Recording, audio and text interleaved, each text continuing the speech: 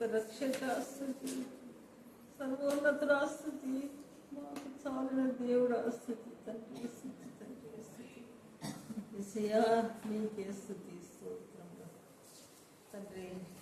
నీ యొక్క దినము మీరు తలంచుకొని ఈరోజు ఇక్కడ చేరి ఉండగా నీ దినం నీ స్థలంలో తండ్రి నీ వాక్యమును మేము ధ్యానిస్తుండగా నీ కృప నీ దయ నీ యొక్క కనికరం మా పట్ల ఉన్నది ఏంటి తండ్రి.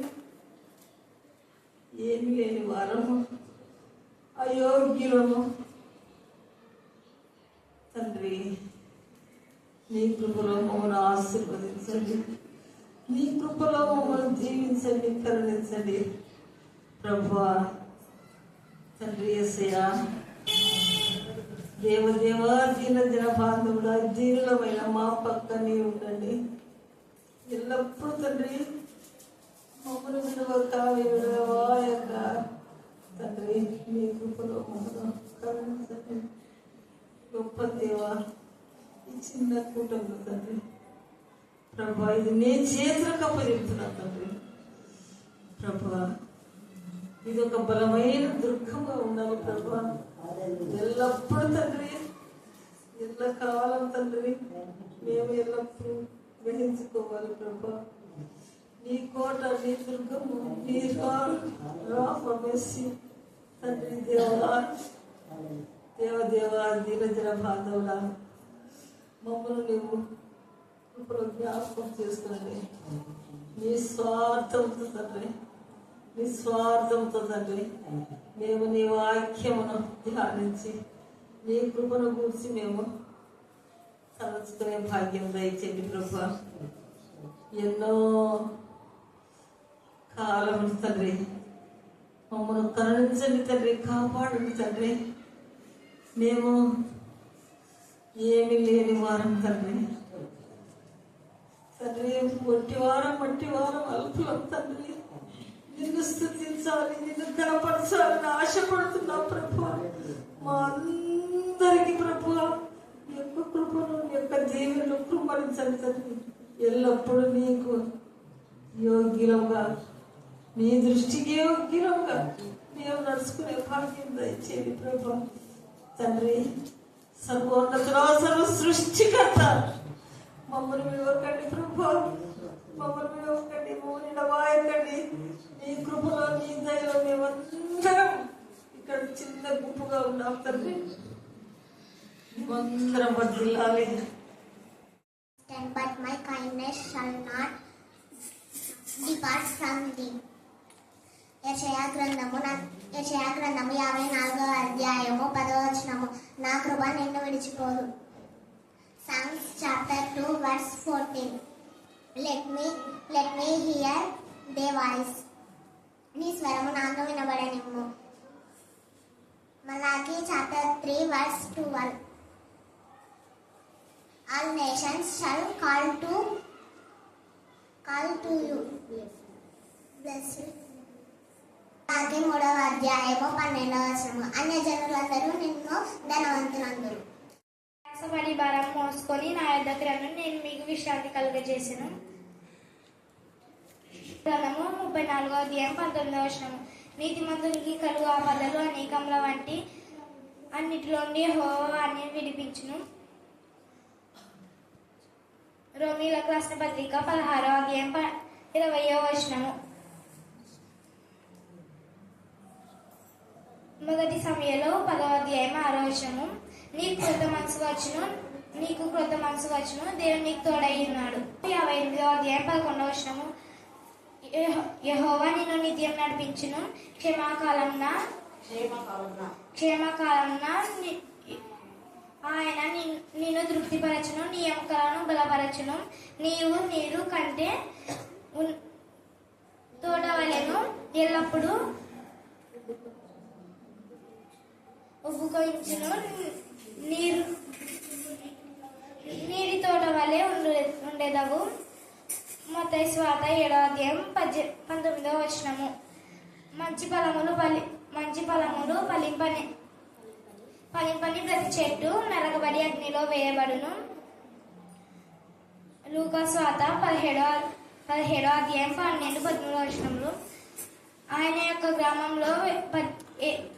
గ్రామంలో వెలుచుండగా 10 మంది కుష్టి రోగులు ఆయన ఎదురుగా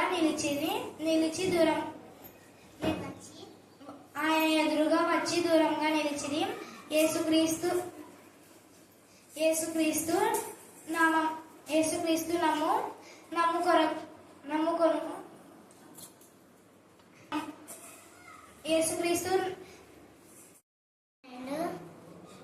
శోధన వారు సహించువారు ధన్యులు. 15వ వచనము. యేసు దేవుని కుమారుడని ఎవడు ఒప్పుకొనునో దేవుడు నిలిచి ఉన్నాడు, వాడు దేవుని అందున్నాడు. 1 యోహాను 5వ అధ్యాయము 4వ వచనము. దేవుని మూలముగా పుట్టిన వారందరూ జయమును సహించువారు ధన్యులు. కృతజ్ఞతాస్తుతులు, స్తోత్రములు స్తోత్రములు స్తోత్రములు స్తోత్రములు స్తోత్రములు ప్రభా. అయ్యా, ఈ దినమునకు ఎంతో మంది లోకంలో నశించి ఉన్నారు, కానీ అయ్యా మమ్మల్ని నిలబెట్టిన విధానం బట్టి వందనాలు. నీ సన్నిధిలో నేను ప్రార్థించుటకు, అయ్యా నేను కనపరచుటకు ఇచ్చిన భాగ్యమును బట్టి వందనాలు, స్తుతులు స్తోత్రాలు చెల్లిస్తున్నాం. అయ్యా మీకే స్తోత్రం, మీకే స్తోత్రం, మీకే స్తోత్రములు ప్రభా. మీరు రోషం గల దేవుడు ప్రభా. అయ్యా మీరు ప్రభావం కలిగిన దేవుడు ప్రభా. అందుని బట్టి మీకు వందనాలు చెల్లిస్తున్నాం ప్రభా. అయ్యా మేమున్న పరిస్థితులు తండ్రి, అయ్యా తండ్రి మీరు తేటగా తండ్రి ప్రభా ఎరిగి ఉన్న దేవుడు ప్రభా. అందుని బట్టి వందనాలు చెల్లిస్తున్నాం ప్రభా. నాన్న నిజమే ఏసయ్య, ప్రస్తుతం తండ్రి ప్రభా ఏసయ్య యొక్క ప్రపంచంలో జరిగే యుద్ధములు తండ్రి అయ్యా మీరు అక్కడకు సూచనలుగా ఉన్నాయి. మీరు యుద్ధ సమాచారాలను వింటారు, అయితే మీరు కలవరపడకూడదు అని సెలవిచ్చావు ప్రభా. మా విశ్వాసాన్ని మేము కాపాడుకోవడానికి అయా సహాయం దయచండి ప్రభా. తండ్రి యుద్ధంలో ఎంతో ఘోరంగా జరుగుతుండగా ప్రభా, అయితే ఏది ఏమైనా ప్రభా ఇశ్రాయేలు పక్షంగా మీరు పోరాడే దేవుడు ప్రభా. 1-10 వచనాలు చదువుతుంది. ప్రధాన యాజకుడు ఈ మాటలు నిజమేనా అని అడిగాను. అందుకు స్టెఫను చెప్పినది ఏమనగా, సహోదరులారా, తండ్రులారా, వినుడి. మన పితరుడైన అబ్రహాము హోరానులో కాపురం ఉండక మునుపు మెసొపొతామియాలో ఉన్నప్పుడు మహిమగల దేవుడు అతనికి ప్రత్యక్షమై, నీవు నీ దేశమును నీ స్వజనమును విడిచి బయలుదేరి నేను నీకు చూపింపబో దేశమునకు రమ్మని అతనితో చెప్పాను. అప్పుడు అతడు కల్దీల దేశమును విడిచిపోయి హారానులో కాపురం ఉండెను. అతని తండ్రి చనిపోయిన తర్వాత అక్కడ నుండి మీరిప్పుడు కాపురమున్న ఈ దేశం ముందు నివసించుటకై దేవుడు అతన్ని తీసుకొని వచ్చాను. ఆయన ఇందులో అతనికి పాదము పట్టునంత భూమినైనను స్వాస్థ్యముగా ఇయ్యక, అతనికి కుమారుడు లేనప్పుడు అతనికిని అతని తర్వాత అతని సంతానమునకును దీనిని స్వాధీనపరుతునని అతనికి వాగ్దానం చేశాను.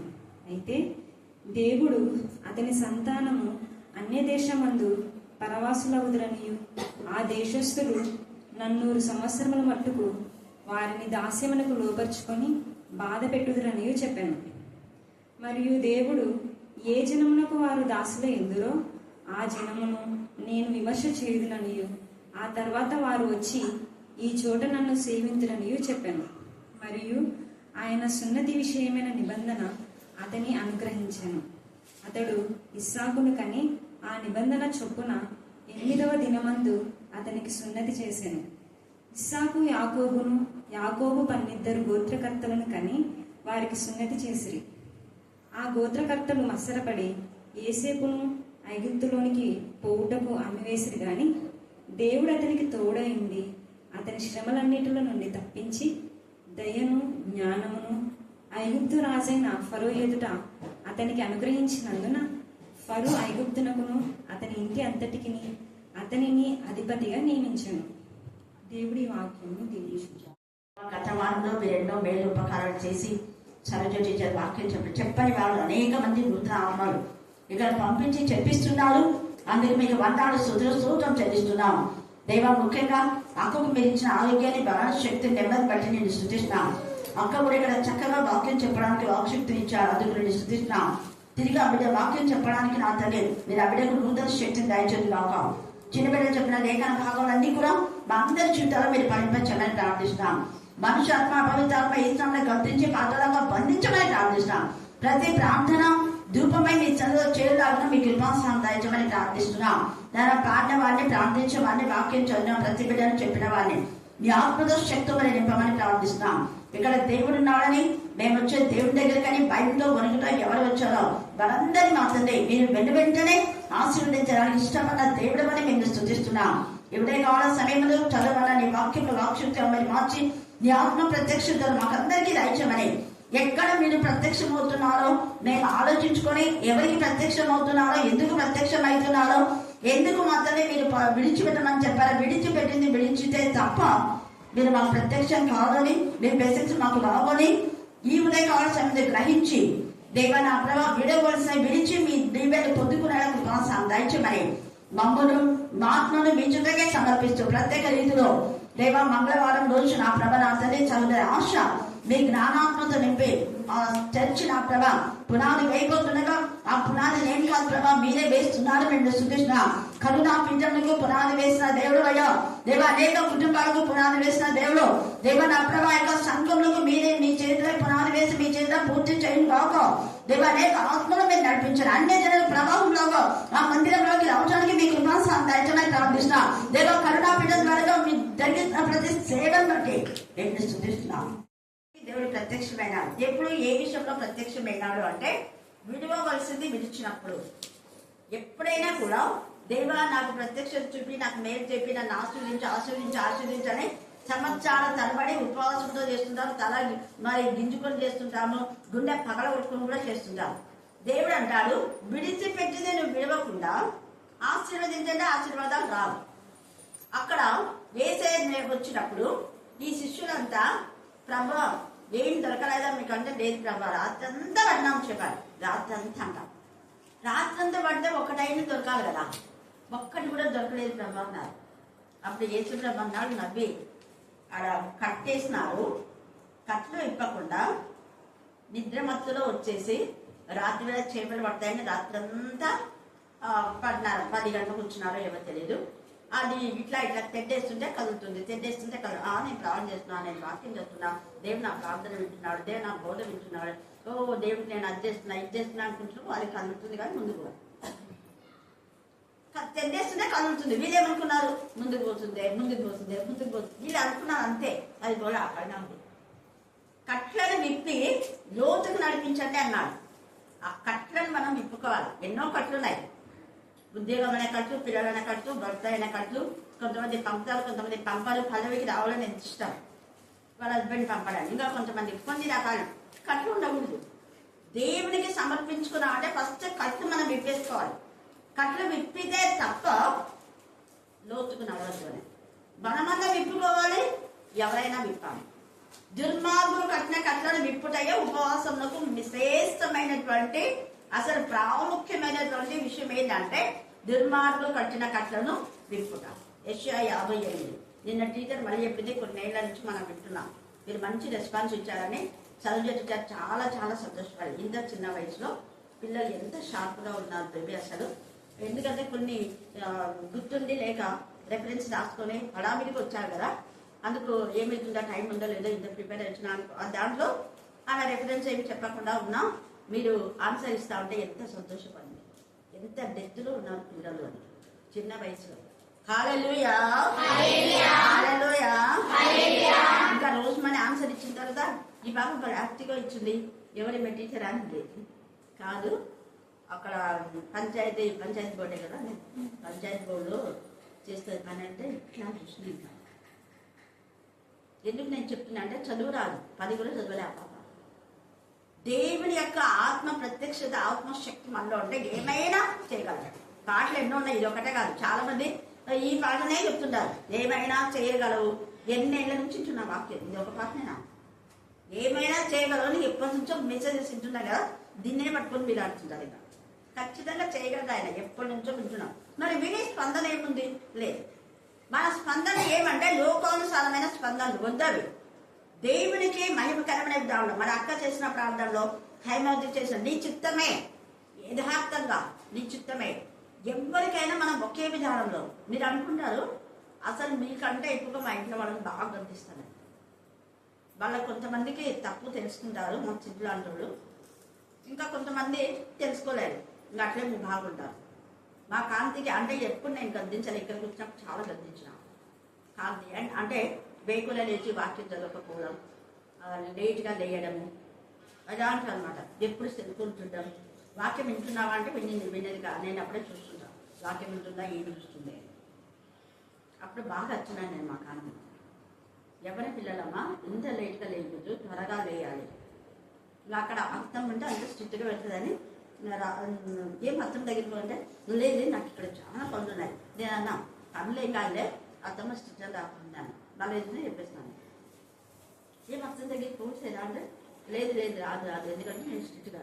అప్పుడు ఎగ్జామ్ చేసేది, నాతో పాటు లేచి ప్రాణం చేసేది. రత్న వాళ్ళందరం కలిసి ప్రే చేసుకున్న వాళ్ళకి తెలుసు. రత్న కూడా ఎవరినైనా నేను ఎందుకంటే నేను ఎలా ఉండాలో కనీసం నేనంట, నేను మరి పెద్ద భక్తురాన్ని పరిశుద్ధాలని కాదు, దేవా నేను నాకు ఇచ్చినవన్నా కనీసం చేయాలి అంట. నేను మరి పర్ఫెక్ట్ అని నేను చెప్పను, నేను నాకంటే పర్ఫెక్ట్ అయిన వాళ్ళు చాలా మంది ఉన్నారు. బట్ నా ఉద్దేశం అంటే నిన్ను వలె నీ పొలుగు అని అన్నాడు కదా, అంతే దేవా నేను కోరేది. నేను ఎట్లు అంతకంటే ఎక్కువ మనం కూడా చెప్పను. నేను కనీసము నా పరిస్థితిలో నా సరౌండింగ్లో ఉండేవాళ్ళు నాలాగా ఉండాలని నేను ఆశపడతాను. ఏసై ఆశపడినాడు కాబట్టి, ఏసై ఇంకా ఆశపడి నాకంటే ఎక్కువ చేయాలండి. వాక్యం చెప్పే విషయంలో మీరు నాకంటే ఉండాలి. కనీసం లేచేటప్పుడు నేను లేచేటప్పుడు లేయాలంటారు, నాకంటే ముందు లేనని చెప్పాను. ఇలాంటి నాకంటే ఎక్కువ వాక్యం చెప్పాలైతే కోరుకుంటాను. హల్లెలూయా హల్లెలూయా హల్లెలూయా. యేసయ్య తన యొక్క శిష్యులు తనకంటే ఎక్కువగా ఉండాలని ఆశించాడు. పేతురు కూడా వీళ్ళంతా 6 మందిని ఎన్నుకునేటప్పుడు అక్కడ ఆత్మతోనూ జ్ఞానంతోనూ నిండిన వాళ్ళని ఎన్నుకున్నారు. ఎందుకు వీళ్ళు అంటే కేవలం భోజనం పంచిపెట్టడం టైం ఉన్నప్పుడు వాక్యం చెప్పడం వీళ్ళ పని. ఆ 7 మందిని ఆత్మతో జ్ఞానంతో నిండిన వాళ్ళు, దేవునికి మహిమకరంగా ఉండే వాళ్ళే భోజనం పంచిపెట్టడానికి ఎన్నుకుంటే, మరి మనం ఈ యొక్క సంఖ్యాకాండము ఇవన్నీ కూడా నిర్గవా చూస్తే బెసలేలు వాళ్ళందరినీ కూడా దేవుని ఆత్మతో నింపబడ్డ వాళ్ళు ఎవరు అంటే వాళ్ళు కేవలం మందిరంలో ఆ పరదాలు చేసేవాళ్ళు, కల్నాపీఠ మందసం చేసేవాళ్ళు, లేదా ద్వారబంధాలు చేసేవాళ్ళు, వాళ్ళను పరిచయం చేసేవాళ్ళు కూడా ఎవరు పడితే వాళ్ళు కాదు. అంటే అంత ఇదిగా ప్రతి దానిని దేవుడు ఎంతగా పరిశుద్ధత గురించి చూస్తున్నాడో మనకు జ్ఞాపకం చేస్తారు. ఈ పరిశుద్ధాత్మతో నింపబడిన వాళ్ళే పరిశుద్ధంగా ఉంటారు. పరిశుద్ధంగా ఉన్న వాళ్ళకి ఆత్మ ప్రత్యక్షలు అవుతాయి. ఆత్మ ప్రత్యక్షలు ఉన్న వాళ్ళే పనులు చేస్తూ దేవుని ప్రకటిస్తారు. వీళ్ళు ఒకవైపు భోజనం పంచిపెట్టడం అంటే భోజనం తయారు చేయొచ్చు, లేదా భోజనం కావాల్సిన సరుకులు ముందే. నేను అందుకే చెప్తాను, ఎవరైనా భోజనాలు చేస్తే 1-2 రోజులు నాకు ముందే చెప్పండి. నేను ఎందుకంటే వాక్యం ధ్యానంకి ఏది ఇష్టం కాదు, 1 రోజు ముందే నేను చేసేసుకుంటా. ఎవరు చేయకపోతే రమ్మని ఎవరిని పిలిచాను, పొద్దున మాత్రమే కొంచెం ముందుకు రండి అంటాం. ఆ ముందు రోజు నేను ఒక్కదాన్ని చేసేసుకుంటా. అన్ని ఏమేమి చేయాలో అవన్నీ, అంటే చెడిపోని విధానంలో ఉన్నవన్నీ చేసేసుకుంటాను. అల్లం వెల్లుల్లి ముందే పెళ్ళిళ్ళప్పుడు ముందే పెడతారు, అంటే పొద్దున్న వేస్తారు. అవునా కదా? సేమ్ నాకు చిన్నప్పటి నుంచి అదే అలవాటు. అలా తర్వాత ఎర్రగడ్డలు కూడా ఈ పక్క ఆ పక్క అవి ఏముంటారు తొడి మీద కట్ చేసుకొని పొద్దున్నే కట్ చేయొచ్చు. తొందరగా అప్పటికే కొంచెం టైం అవుతుంది. ఇలాంటివన్నీ చేసుకునేవన్నీ ముందే, కొబ్బరి అంట ఇంకా ఏమేమి ఉంటాయి కదా, పొడులన్నీ ముందు రోజే చేసేసుకుంటాం. అందుకనే 10 నిమిషాలు కూడా నాకు అనమాట. ఒక 10 నిమిషాలు చేసేస్తాను. సిద్ధపాటు అనేది ఉండాలి. ఇది నేను ఎందుకు చెప్తున్నా అంటే, ఇది నేను ఎందుకు నేర్చుకున్నా అంటే, ఏసే రాకడ ఎప్పుడైనా కావచ్చు. ఆ రాకడలో మనం సిద్ధంగా ఉన్నాము. ఈ రోజు మనం సిద్ధంగా ఉన్నామంటే రేపు రాకడ వచ్చినాక ఒకే పదాన్ని అంటాం. మనం ఇప్పుడు జరుగుతున్నాయి, అలాగే జరుగుతున్నాయి. అందుకని ఇది అలర్ట్ మీకు చెప్పేది.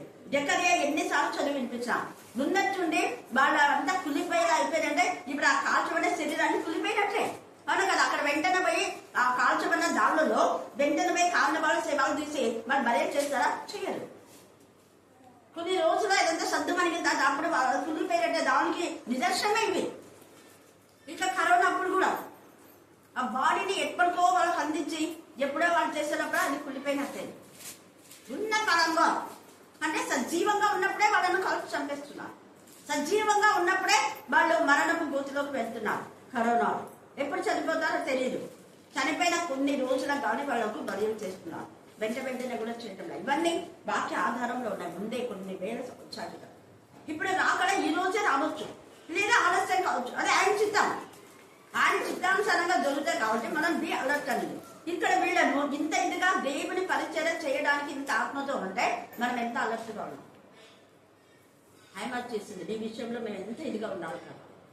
దేవుని విషయంలో మనం ఎప్పుడైతే ఉంటే అప్పుడే బ్లెస్సింగ్స్ వస్తాయి. దేవుని విషయంలో నిర్లక్ష్యం చేసే వాళ్ళకు బ్లెస్సింగ్స్ రావు. రాసి పెట్టుకోండి. ఈరోజు మీరు నోట్స్ కన్నా మీ డైరీలో రాసి పెట్టుకొని చూడండి. అదే మీరు ఆసక్తి ఉందనుకోండి, ఎన్ని బ్లెస్సింగ్స్ చెప్పండి, ఎన్ని బ్లెస్సింగ్స్. నేను దేవుని మహిమను బట్టి చెప్తున్నాను.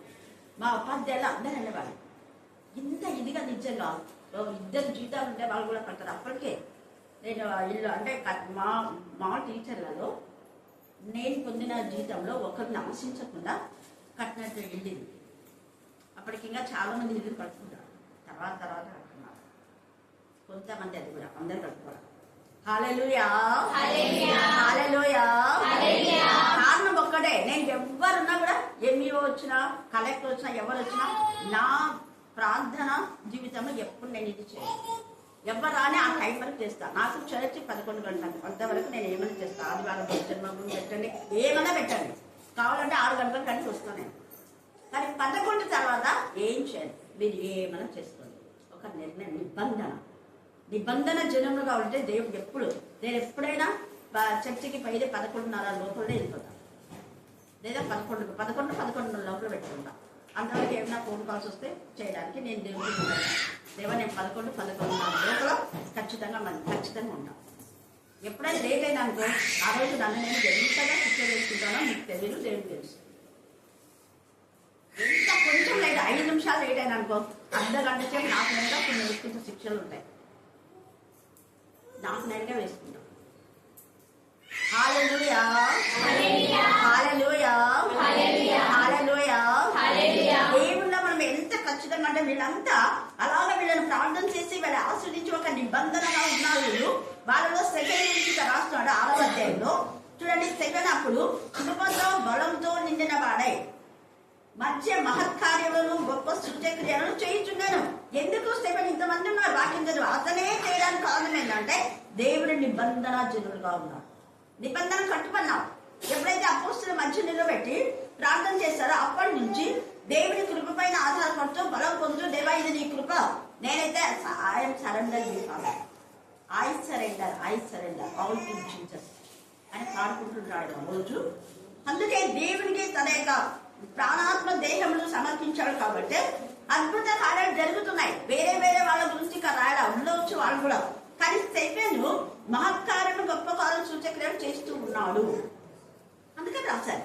తర్వాత ఇంకోటి ఏమైందంటే, ఈయన చేసేటటువంటి వీటిని బట్టి సమాజంలో ఉన్న కొంతమంది అధికారులు కొందరు మరి ఉంటారు కదా యాజకులైన వాళ్ళు. పైన మనము 7వ వచనంలో చాలా మంది యాజకులు స్టెఫెనుతో ఏకీభవించినారు, లేదా పేతురు యోహానుతో ఏకీభవించారు. వాళ్ళ విశ్వాసంలో చూసి వాళ్ళు కూడా లోబడినారు, విశ్వాసంలోకి లోబడినారు. పేతురు యోహాను యొక్క విశ్వాసంలో కంటే వాక్యం వినటం వల్ల విశ్వాసం కలుగుడు, వినట క్రీస్తు గురించిన మాట్లాడారు. మిగతా అనేక యాజకులు లోబడినారు, కొందరు తొత్తులు లోబడారు. వాళ్ళే అంతా గొడవలు పెట్టేది. ఇక్కడ కూడా ఈ అధికారులంతా మమ్మల్ని ప్రశంసించకుండా స్టెఫెను పేతురు యోహాను ప్రశంసిస్తున్నారు వీళ్ళని. వాళ్ళు ఏం చేస్తున్నారు అంటే, అక్కడ అలెక్షన్ కల్చర్ కార్డు అని కూడా రానున్నాడు, అలెక్షన్ వేయవాడు. వాళ్ళ సమాజంలో కిలికియా నుండి కొంతమంది తీసుకొచ్చి వాళ్ళంతా రేపి, అదంతా మీరు చదువుకోండి. రేపి అంటే మౌనంగా ఉండే వాళ్ళని కూడా గొడవ దించేవాళ్ళు. మౌనంగా ఉండేవాళ్ళు పో అదే మైక్ ఆఫ్ చేయపో.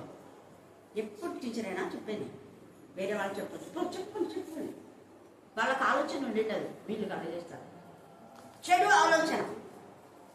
ఆలోచన నీకు వచ్చిందా, నీ జీవితం అప్పుడే నాశనం. మళ్ళీ చెప్తున్నా, ఎవరికి చెడు ఆలోచన వచ్చింది అంటే నాశనానికి పాల్గొంది. నాశనం చేయడం తప్ప వాళ్ళకి మరొక ఆలోచన ఉండనే ఉండదు. దేవుని పనిని చెడగొట్టే అది నీలో పర్సనల్ కానివ్వండి, వేరే వాళ్ళ జీవితంలో కాదు. దేవుని చదివికి రాకుండా అపవాది నీకు ఆలోచన చేస్తున్నా అంటే నీకు దేవుని ఆశీర్వాదాలు ఆలోచన గుర్తుపెట్టుకోండి. కావాలంటే రాసుకోండి, మీరు డేట్ వేసుకోండి. ఓహో ఈ వారంలో నేను కరెక్ట్గా పోయినాను కాబట్టి ఖచ్చితంగా ఆ వారం నేను గుర్తుంచున్నాను. కానీ పరీక్షలప్పుడే వచ్చి దేవా నేను వచ్చినాను కదా ఈ వారం అంతా నాకు మార్కులు ఏంటో కాదు. ఆ వారానికి తగిన బ్లెస్సింగ్స్ ఆ వారానికి వస్తాయి. నువ్వు రోజు వస్తున్నావా, ఆ బ్లెస్సింగ్స్ వేరే. రోగం వచ్చినప్పుడు మాత్రమే 11 గంటలకు చర్చ అంటే 10కే వచ్చినప్పుడు నేను ముందు వచ్చినట్టు శీఘ్రంగా స్వస్థత ఇస్తాను.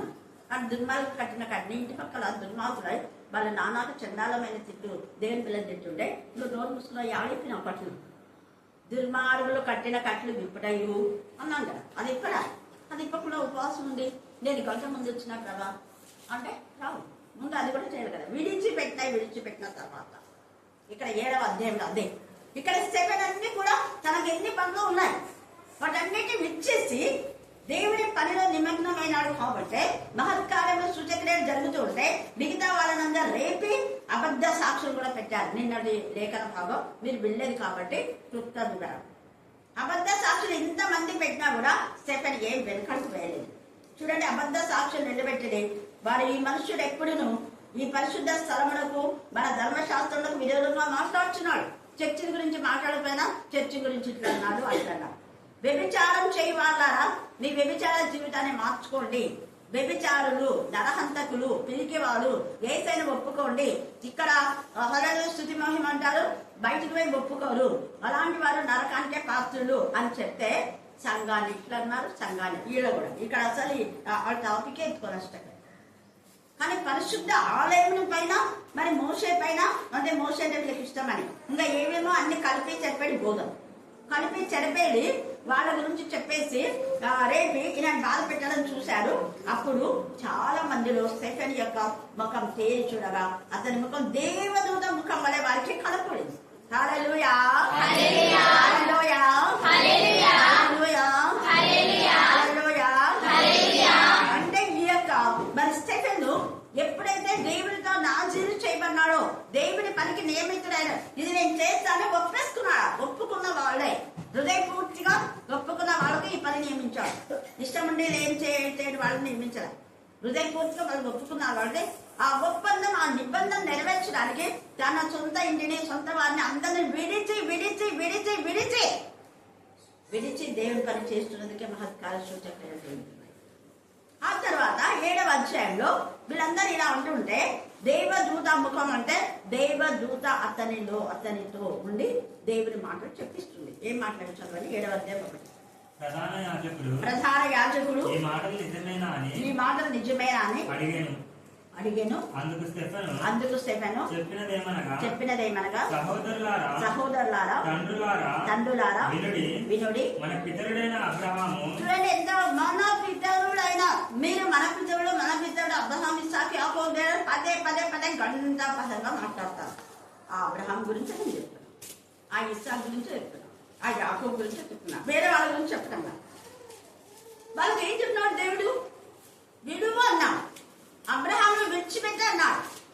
నీ తండ్రిని నీ తల్లి ఇంటిని అందరిని విడిచి నేను చూపించే దేశంలోకి వెళ్ళాలి అంటే హారాన్లో ఉండక మునుపు మెసెపతోమియాలో అనేక విగ్రహ సంబంధమైనటువంటి ఉన్నాయి. విగ్రహాలు చాలా మంది హిస్టరీ చెప్పమంటారు, అందుకే చెప్తున్నాను. మెసెపతోమియా భయంకరమైన వీధి కాదు, ఇంటింటికి ఒక దేవతలు, గృహ దేవతలు చాలా ఉన్నాయి. ఆ దేవతలను చేసుకునే బొమ్మలు అమ్మేటటువంటి వ్యాపారము ఈ యొక్క తెరాహు కుటుంబీకులు. వాళ్ళ నాన్న అన్ని చేసిస్తే ఈయన అబ్రహాం వచ్చి అమ్ముకుంటారు. ఒకరోజు అలా చేస్తూ ఉంటే ఆ నది తీరంలో బొమ్మలన్నీ పడిపోతాయి. బొమ్మలు చితికిపోతే ఇది దేవుళ్ళు అనేవాళ్ళు ఖర్చుకోవాలి కదా, ఇలాగే ఉన్నాయి, అయ్యో ఇలా పడిపోయినాయి అంటే అవి మాట్లాడలేదు, వినలేదు, ఏం చేయలేదు. అప్పుడు దేవుడు ప్రత్యక్షమైనాడు. వాటిలో జీవం లేదు. అప్పుడు అబ్రాహం దానితో జీవం లేదు. జీవం లేని వాటిని నువ్వు అమ్ముకొని మీరు జీవన వృత్తి చేస్తున్నావు. నేను చూపించే దేశానికి నువ్వు వెళ్తే నేను అనేక జనంలో కాదు, ఈ అమ్మే వ్యాపారం వద్దు, కష్టపడి చేసేది వద్దు. వ్యాపారం అక్కడ జరిగితే తిన్నట్టు లేకపోతే లేదు. కానీ ఎంత 7 రాజుల కంటే ఎక్కువ దేవుడు అబ్రహాంను ఆశ్రయించాడు. కారణం ఒక్కటే, పేరు మార్చేసి అనేక జనములకు తండ్రిగా చేసి అనేకులకు ఇచ్చేవాడినిగా చేశాడే గాని ఒకరిది చెప్పడం వాళ్ళు కూడా నాకు వద్దు ప్రభు అన్నా.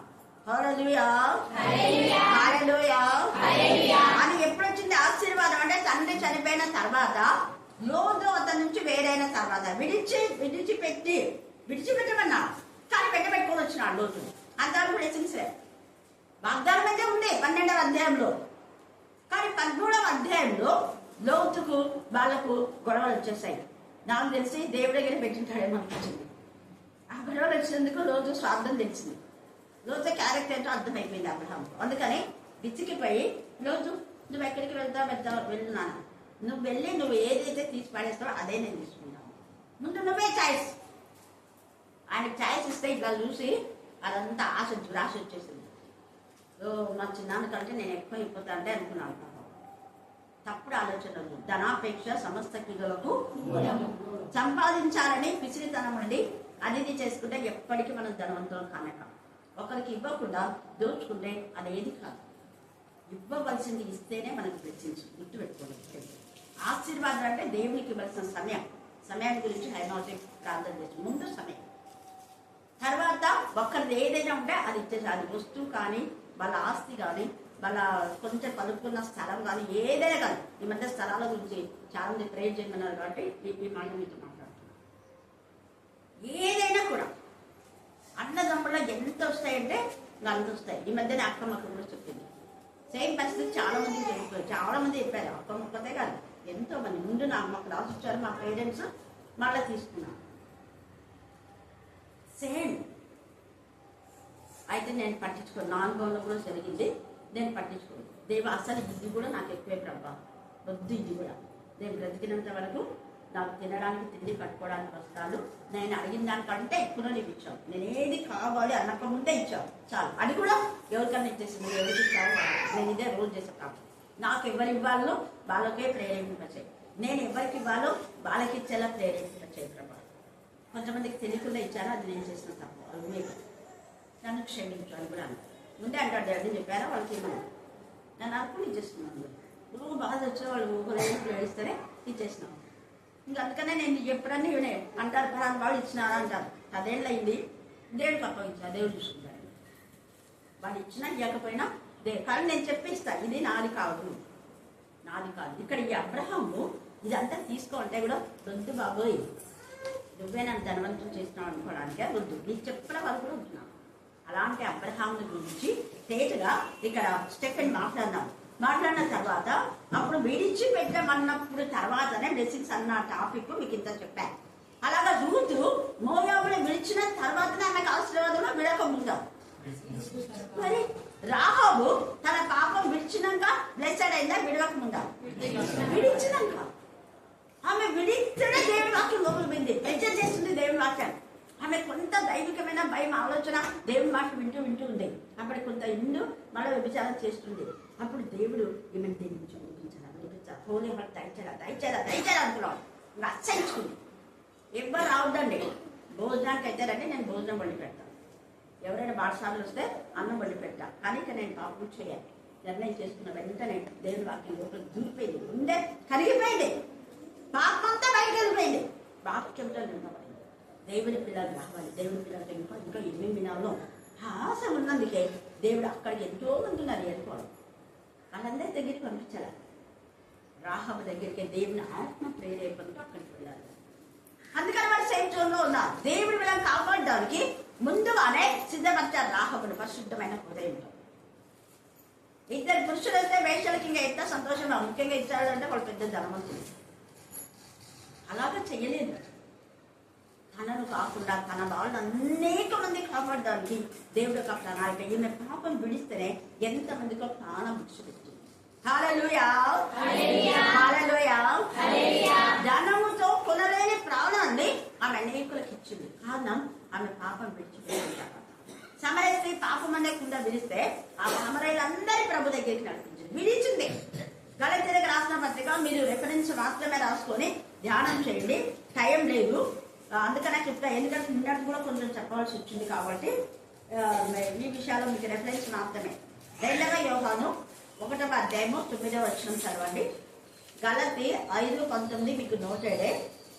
తర్వాత ఎఫెసీ 5:3, మత్తయి 15:17 కంట చేసేవాళ్ళు చేయండి. తర్వాత యాకోబు 4వ అధ్యాయము 4వ వచనం 8వ వచనం. తర్వాత ఇది యాకోబు 5వ అధ్యాయము 16వ వచనం. 1 పేతురు 3:10, 1 పేతురు 3:10, 1 పేతురు 1:10-13.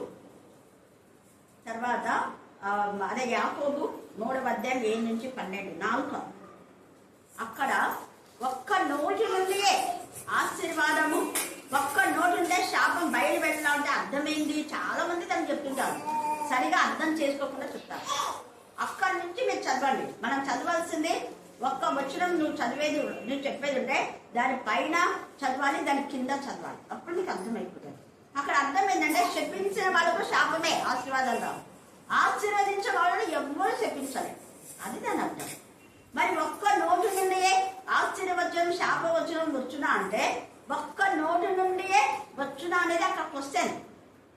అక్కడ అర్థం కాలేదు తెలుగు లిపిలో. మరి ఒక్క నోటి నుండి ఆశీర్వాదం శాపం వచ్చింది, నేనంట వచ్చునా అని అడిగింది, వస్తుంది అంట. నేను దానికి చెప్పగలరా? ఒక్క నోటి నుండి ఆశీర్వాదం శాపం.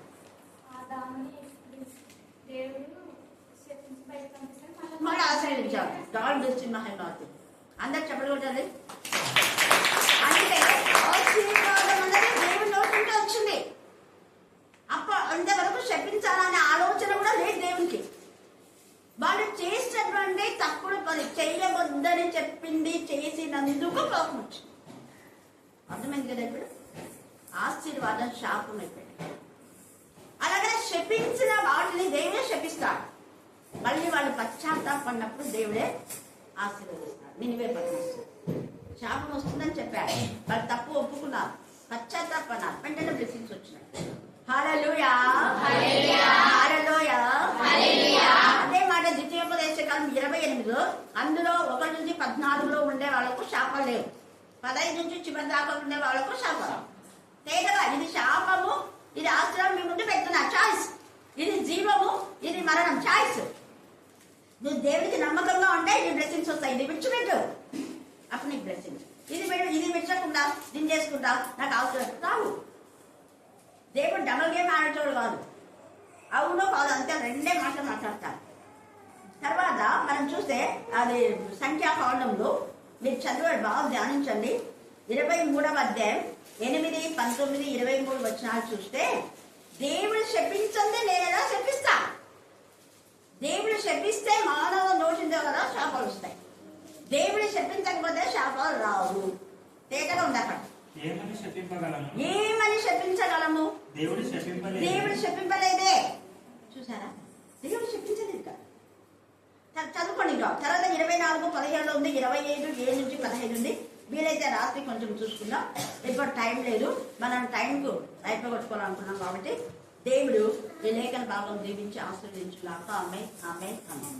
ప్రభు వల్లలో పాల్గొనే ప్రతి ఒక్కరు 26 నుంచి 30 వచనంలో లేఖన భాగం చదువుకుంటాం. మీరు ఈ రొట్టెను తిని ఈ పాత్రలోని త్రాగునప్పుడల్లా ప్రభు వచ్చే వరకు ఆయన మరణమును ప్రచురించదు. కాబట్టి ఎవడు అయోగ్యంగా ప్రభు యొక్క రొట్టె తినను లేక ఆయన పాత్రలోని త్రాగును వాడు ప్రభు యొక్క శరీరమును గూర్చి రక్తమును గూర్చి అపరాధి. కాబట్టి ప్రతి మనుషుడు తను తాను పరీక్షించుకునవలెను. అలాగూ చేసి ఆ రొట్టెను తిని ఆ పాత్రలోని త్రాగవలెను.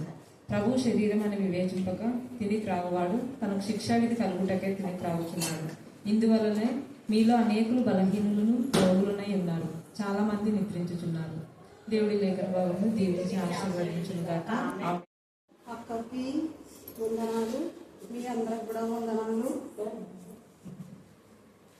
నా సాక్ష్యం ఏమంటే,